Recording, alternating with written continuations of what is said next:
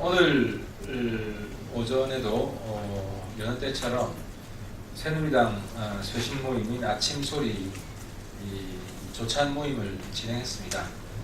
몇 가지 문제에 대해서 입장을 밝히도록 하겠습니다.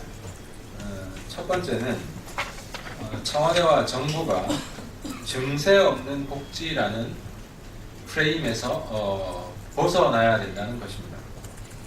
최근 증세 관련 논란에 대해서 아침소리 의원들은 청와대가 증세 문제에 대하여 국민들 앞에 정직하지 못한 태도를 보이고 있다는 데 인식을 같이 했습니다. 국민 눈높이에서 보나 증세에 대한 사전적 의미에서 보나 국민 주머니에서 세금이 더 많이 나오게 되면 그것이 바로 증세라고 보아야 합니다. 정부는 실제로는 증세를 하면서 증세가 아니라고 하여 국민의 분노를 사고 있다는 점을 직시해야 합니다. 대선 공약으로 제시된 증세 없는 프레임에 스스로를 계속 가둬두면 오히려 전국의 혼선만 가중될 뿐입니다. 두 번째는 복지 정책에 대한 구조조정이 시급하다는 데 대해서 인식을 같이 했습니다.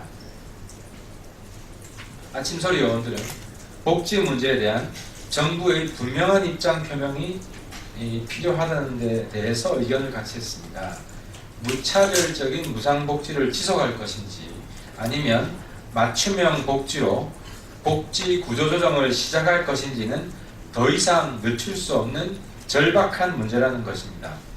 정부는 복지 정책에 대한 기조를 확정하고 그에 입각해서 얼마만큼의 세금이 더 필요한지 증세 범위와 규모에 대해 국민들에게 있는 그대로 설명해야 할 것입니다.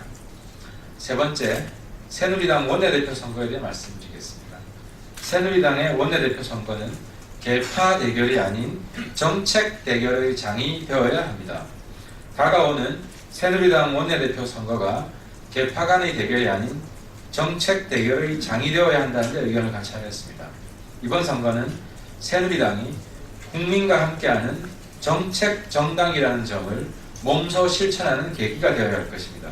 이는 현 박근혜 정권의 성공을 위해서나 내년 총선의 성공을 위해서 반드시 필요한 일이라는 데 참석 의원 모두의 공감을 이루어냈습니다. 이 아침소리는 이번 주 중에 원내대표 후보자를 초청하여 정책 토론회를 추진하기로 하였습니다.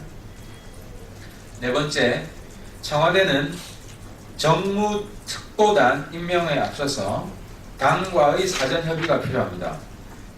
청와대는 정무특보단의 주요 임무 중 하나가 국회와의 소통인 만큼 청와대가 정무특보를 임명하기에 앞서 당과 사전 협의를 거쳐야 한다는 데 대해서도 의견을 같이 했습니다.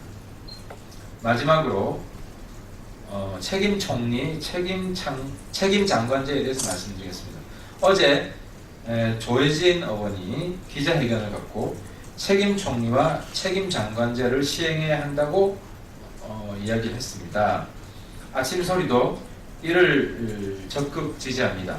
청와대가 모든 국정 현안을 움켜쥐고 만기 칠람하는 형태로는 더 이상 정상적인 국정 운영이 어려운 상황입니다. 때문에 총리와 내각의 권한과 책임을 대폭 이양하고 자율성을 부여하는 것이 현 박근혜 정권의 성공을 위해서도 반드시 필요하다는 것입니다.